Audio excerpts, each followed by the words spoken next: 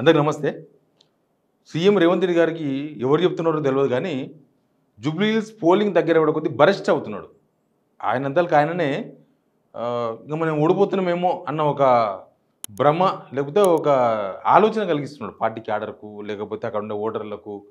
ఒకటి ఇంకొకటి చాలా చాలా ఎపిసోడ్స్ మనం ఆయన 6 రోడ్ షోలు పెట్టుకోడు, లేకపోతే ఒక బైక్ ర్యాలీ, ఇవన్నీ ఓకే. అతను మంత్రులు కూడా ఆయన రోడ్ షోలు పెట్టుకోకూడదు, సరే ముఖ్యమంత్రి పెట్టుకున్నాడు, ఆయన ఇంపార్టెంట్గా తీసుకున్నాను అనుకుందాం కొద్దిసేపు. కానీ నిన్న నుంచి జరుగుతున్న ఎపిసోడ్స్ అన్నీ కూడా చాలా అనుమానాలకు రేకెత్తిస్తున్నది. యాక్చువల్గా బీఆర్ఎస్ బీజేపీ ఒకటి అన్నారు. బండి సంజయ్ రంగంలో దిగిన తర్వాత ఆయన టార్గెట్ వన్ సైడ్ బీఆర్ఎస్ని టార్గెట్ చేస్తుంటే అసలు రేవంత్ రెడ్డి బండి సంజయ్ని పిలిపించుకున్నాడేమో, ఆయనే పిలిపించుకొని నాతో అయితే లేదు, నువ్వు రా, నువ్వు వచ్చి ఏదో హిందూయిజం లేపితే కనీసం ముస్లిం ఓట్లు అటు ఇటు అవుతావేమో, వన్ సైడ్ కాంగ్రెస్కి వస్తాయేమో, ఇట్లాంటి ఏమైనా ఆలోచన చేసిందేమో రేవంత్ రెడ్డి గారు అనిపిస్తుంది. ఇంకోటి ఏంటంటే ఈరోజు ఇద్దరు బీఆర్ఎస్ లీడర్ల ఇండ్ల పైన రైడ్, ఎలక్షన్ కమిషన్ రైడ్.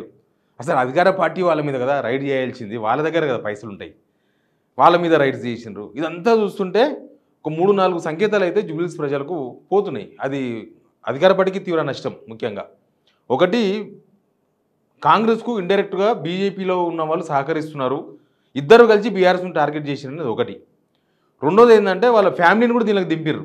వాళ్ళ ఫ్యామిలీ బీఆర్ఎస్ క్యాండిడేట్ మాగంటి సునీత వాళ్ళ రిలేటివ్స్, అంటే గోపినాథ్ వాళ్ళ అమ్మ, లేకపోతే వాళ్ళ గోపినాథ్ వాళ్ళ మొదటి భార్య, కొడుకు, ఇదంతా కూడా ఉంది. చాలా అంశాలు ఉన్నాయి. మొత్తం క్లమ్జీ వద్దు, క్లియర్గా మాట్లాడదాం. అంతకన్నా ముందు సబ్స్క్రైబ్ చేయండి, షేర్ చేయండి. ఇక పోలింగ్ దగ్గరకు వచ్చింది. అసలు అందరికన్నా ఎక్కువ టెన్షన్ పడుతున్నది మాత్రం 100% రేవంత్ రెడ్డి అనిపిస్తుంది. ఎందుకంటే వరుసగా జరుగుతున్న పరిణామాలు ఇవన్నీ కూడా కాంగ్రెస్కు నెగిటివ్ సైన్ క్రియేట్ చేస్తున్నాయి. యాక్చువల్గా రేవంత్ రెడ్డి స్పీచే ఒక నెగిటివ్ ఇంప్రెషన్ వచ్చింది. నెగిటివ్, ముస్లిం అంటే కాంగ్రెస్ అంటే ముస్లిమ్స్, మేము ఉంటేనే మీరుంటారు, మీరుంటేనే మేము ఉంటాం, ఇట్లాంటివన్నీ కూడా ఒక నెగిటివ్ ఇంప్రెషన్ క్రియేట్ చేసినాయి జూబ్లీ హిల్స్లో. చాలామంది జనం ఏం మాట్లాడుకుంటున్నారు, వీళ్ళు ముస్లిం ఓట్ల కోసం ఇంతగానో కొట్టాడుతున్నారు, హిందువుల ఓట్లు అవసరం లేదని ఒకవైపు మాట్లాడుతున్నారు. రెండోది ఏంటంటే ఓడిపోతామనే భయంతోన ఆ ముస్లిం ఓట్లు ఎట్లయినా రావాలనే ఉద్దేశంతో ఇట్లా మాట్లాడుతున్నాడు అనే ఒక సైన్ ఒకటి పోయింది. ఒక ముఖ్యమంత్రి ఆ స్థాయిలో మాట్లాడకూడదు. చాలా చిన్న విషయాలు అవన్నీ ముఖ్యమంత్రి లెవెల్లో చూస్తే, కాబట్టి అవన్నీ పట్టించుకోవద్దు, అవన్నీ కిందనోళ్ళు సెటరేట్ చేసుకోవాలి. కానీ ముఖ్యమంత్రి రోడ్ ఎక్కితే ముఖ్యమంత్రి బట్టలు చెప్పుకుంటే అట్లే ఉన్నది ఇప్పుడు పరిస్థితి. అయితే ఇప్పుడు కొత్తగా ఏమొచ్చింది, వాళ్ళ ఫ్యామిలీ ఇష్యూని తీసుకుందాం. ఫస్ట్ మనం వాళ్ళ ఫ్యామిలీ ఇష్యూని తీసుకుందాం. వాళ్ళ ఫ్యామిలీ ఇష్యూలో ఎప్పటి నుంచో గొడవలు ఉన్నాయి. ఆమెకు 2000 సంవత్సరంలో పెళ్ళయిందంట, మాగంటి సునీతకు, మాగంటి గోపినాథ్కు. అంతకన్నా ముందు భార్య, కొడుకు కూడా ఉన్నారు, వాళ్ళు కూడా బయటకు వచ్చేసినారు. ఏంది అంటే ఈ ఫ్యామిలీ విషయంలో రేవంత్ రెడ్డి వాళ్ళే ప్రోత్సహిస్తున్నారని 100% ప్రూఫ్లు బయటకు వస్తున్నాయి, వాళ్ళే ఇదంతా చేస్తున్నారు అని. ఏంటంటే మొన్నటిదాకా ఏం చేసినారో మీకు తెలుసు కదా, ఆమె ఏడిస్తేనే ఒక సెంటిమెంట్ వస్తుందా అని చెప్పేసి అదొక పెద్ద, వీళ్ళే ఆమెకన్నా ఎక్కువ ఏడ్చారు.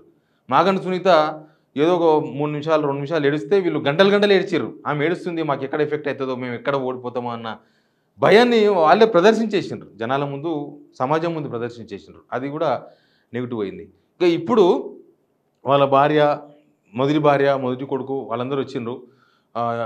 రిటర్నింగ్ ఆఫీసర్ ఎంఆర్ఓ దగ్గరికి పోయినరు. పోతే ప్రూఫ్స్ ఏం లేవు అని చెప్తున్నారు. అడ్వకేట్ బయట ఉంది, ఒకసారి వినండి మీరు.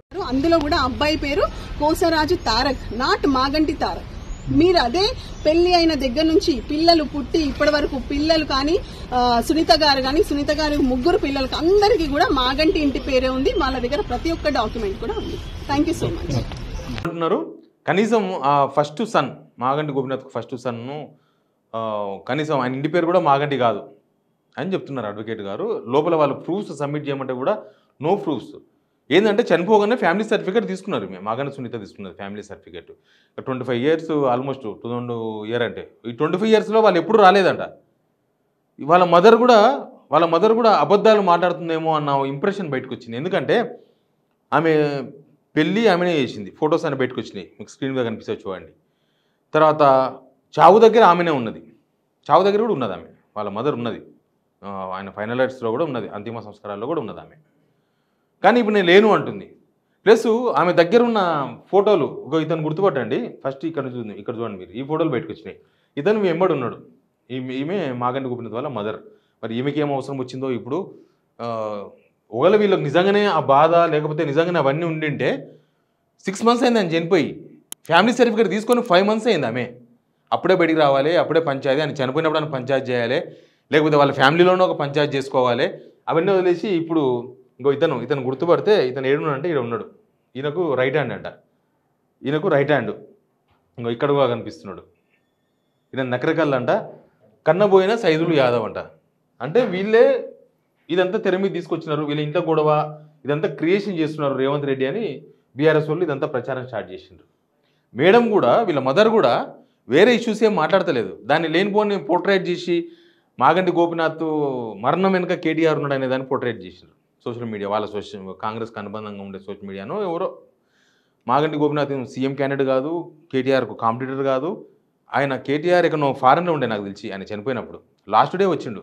ఇక ఆ రోజు నైటే చనిపోయినట్టున్నాడు.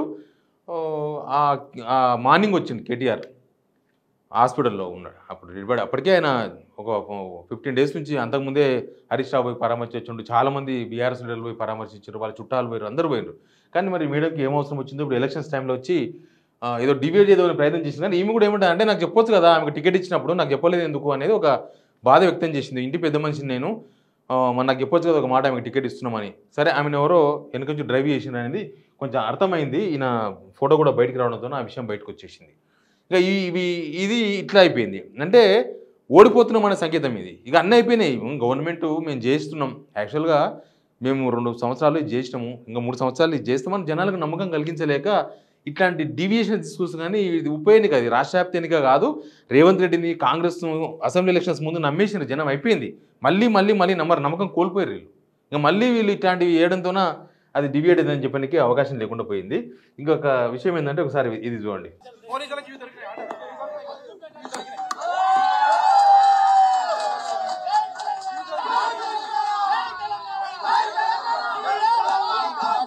ఇది ఒక రచ్చ, ఇది కూడా సేమ్ అదే. ఇప్పుడు మోతీనగర్లో వీళ్ళు ఎలక్షన్ మందం తీసుకున్న ఒక ఇల్లు ఉంది, మర్రి జనార్దన్ రెడ్డి అయినా నాగర్ కర్నూలు మాజీ ఎమ్మెల్యే. వాళ్ళ ఇంటి మీద ఎలక్షన్ కమిషన్ పోయి రైడ్ చేసింది. తర్వాత ఇంకొకటి, అసలు ఆయనకు సంబంధం లేదు, ఈయన తక్కెలపల్లి రవీందర్రావు.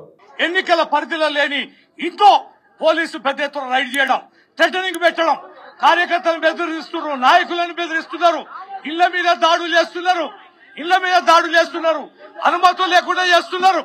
అనుమతులు లేకుండా నియోజకవర్గ ఎన్నికల పరిధిలో లేని ఇంటి మీద దాడి చేసి ఏంటంటే వీళ్ళిద్దరి ఇళ్ళ మీద, ఈయన ఇల్లేమో కుకుడుపల్లి ఉంటుంది, అసలు సంబంధం లేదు కాన్స్టిట్యున్సీకి. ఎలక్షన్ కమిషన్ పోలీసులు వేసుకుపోయి రైడ్ స్టార్ట్ చేసిండ్రు. యాక్చువల్గా ఈ ఎలక్షన్ ఎట్లయినా సరే గెలవాల్సిందే, డూ ఆర్ డై, ఈసారి గెలవకపోతే నన్ను దింపేస్తారని రేవంత్ రెడ్డి అన్న మాటలే బయటకు వచ్చేసినాయి. ఇది రేవంత్ రెడ్డి గవర్నమెంట్ ఉంది, ఇక్కడ కాంగ్రెస్ గవర్నమెంట్ ఉంది. గవర్నమెంట్లో ఉన్న వాళ్ళు ఎవరి మీద రైడ్ జరగాలి ఇప్పటివరకు, ప్రతిపక్షంలో ఉన్న వాళ్ళ మీద రైడ్ జరుగుతుందంటే ఏమని అర్థం చేసుకోవాలి? ఇక్కడ బీజేపీ బీఆర్ఎస్ ఒకటే అర్థమవుతుంది కదా, వాళ్ళే అంతకుముందు అదేగా చేసింది. ఎలక్షన్ కమిషన్ అంటే అది ఇండివిజువల్ సంస్థనే, కానీ మరి ఇండివిజువల్ సంస్థ ఎట్లా పనిచేస్తున్నది రాహుల్ గాంధీ బయట పెడుతున్నారు చాలాసార్లు చాలా విషయాలలో. నిన్న బండి సంజయ్ స్పీచ్ కూడా, బండి సంజయ్ టార్గెట్ అంతా కూడా కేసీఆర్ను కేటీఆర్ను ఎందుకు అరెస్ట్ చేస్తలేవని బండి సంజయ్, కిషన్ రెడ్డి, మిగతా వాళ్ళు. రేవంత్ రెడ్డి ఏమంటాడు, మీకు అప్పగించిన మీరెందుకు అరెస్ట్ చేస్తలేరని. అంటే ఇద్దరు ఎజెండా ఒకటే, జనం యాంగిల్లో చూసినప్పుడు ఇద్దరు ఎజెండా ఒకటే అనిపిస్తుంది. ఇద్దరు బీజేపీ వాళ్ళు కాంగ్రెస్ డెవలప్మెంట్ ఎందుకు చేయలేదని అడుగుతలేరు, కాంగ్రెస్ వాళ్ళు మీరు సెంట్రల్లో మీ గవర్నమెంట్ ఉంది 12 సంవత్సరాలకు వెళ్ళి మీరు ఎందుకు డెవలప్మెంట్ చేయలేదు, అసలు కిషన్ రెడ్డి ఎంపీ, ఆయన ఎంపీ పరిధిలోని జూబ్లీహిల్స్ కాన్స్టిట్యున్సీ వస్తుంది, నువ్వేం చేసామని వీళ్ళు అడగలేరు, వీళ్ళు అడుగుతలేరు. ఇద్దరు పదురుకొని ఇదంతా చేసిండేమో. ఒక ట్వీట్ చూసిన, బండి సంజయ్ని రేవంత్ రెడ్డి పిలిపించుకున్నాడు, ఆయనతో అయితే లేదు ఈ ముస్లిం ఓట్లు వన్ సైడ్ కావాలని ప్రయత్నం చేస్తే అయితే లేదు. బండి సంజయ్ వచ్చి కొంత హిందూయిజం రెచ్చగొడితే ముస్లిం ఓట్లు అంతా కాంగ్రెస్ పడతాయని. కానీ బండి సంజయ్ వీళ్ళిద్దరు same agenda, same subject, same point మాట్లాడుతుంటే ముస్లిమ్స్ కాంగ్రెస్ నుంచి బీఆర్ఎస్కి షిఫ్ట్ అవుతారేమో, అట్లే అదే జరగవచ్చు. ఎందుకంటే 50-50 ఉన్నారు మొన్నటిదాకా. నిన్న చూస్తే ఇంటెలిజెన్స్ వాళ్ళు చెప్తున్నారు 55-45, 55 బీఆర్ఎస్ అంట, 45 కాంగ్రెస్ అంట ముస్లిమ్స్. ఇక అది కూడా ఇంకా చేంజ్ అవుతుంది. ఇప్పుడు బండి సంజయ్ రంగంలో దిగిన తర్వాత బండి సంజయ్ స్పీచ్ అంతా కూడా కేసీఆర్ చుట్టూ, కేటీఆర్ చుట్టూ, వాళ్ళ చుట్టే తిరుగుతుంది. రేవంత్ రెడ్డి ఏమంటలేరు, టోపీ ఎందుకు పెట్టుకున్నావు, దానివల్ల ఏది లేదు పోయేది లేదు, జనాలు కూడా మనకి రాదు. అది టోపీ ఎందుకు పెట్టుకున్నావు, బొట్టు ఎందుకు పెట్టుకోలే, అక్బర్ దీంతో మంత్రం చదివిస్తావా, ఎందుకు చదువుతారు మంత్రం, మనం చదువుతాం అల్లాహో అక్బర్ అని, ఎవరి మతాలు వాళ్ళే. అయితే ఇక్కడ ఇద్దరు సేమ్ సబ్జెక్టు, ఇద్దరు బీఆర్ఎస్ను టార్గెట్ చేయడంతో అక్కడ ఉన్న ముస్లిమ్స్కు ఇంకొకలాగా అర్థమవుతుంది. అది ఇది వీళ్ళు కావాలని వీళ్ళిద్దరు పదురుకొని చేస్తున్నది ఇదంతా. అసలు కాంగ్రెస్ వైపు ఉన్న ముస్లిమ్స్ అంతా ఇప్పుడు ఆలోచన వాళ్ళకు వచ్చింది ఆలోచన. ఇప్పుడు బండి సంజయ్ వచ్చి ఎందుకు బీఆర్ఎస్ని టార్గెట్ చేస్తున్నాడు, ఎందుకు కాంగ్రెస్ ఫెయిల్యూర్ మాట్లాడతలేడు, అసలు ఇద్దరు పదులుకొని మాట్లాడుతున్నారని చర్చ ఇప్పుడు ముస్లింస్లో స్టార్ట్ అయింది. అది ఇంకా నెగిటివ్ అయ్యే అవకాశం కనిపిస్తుంది.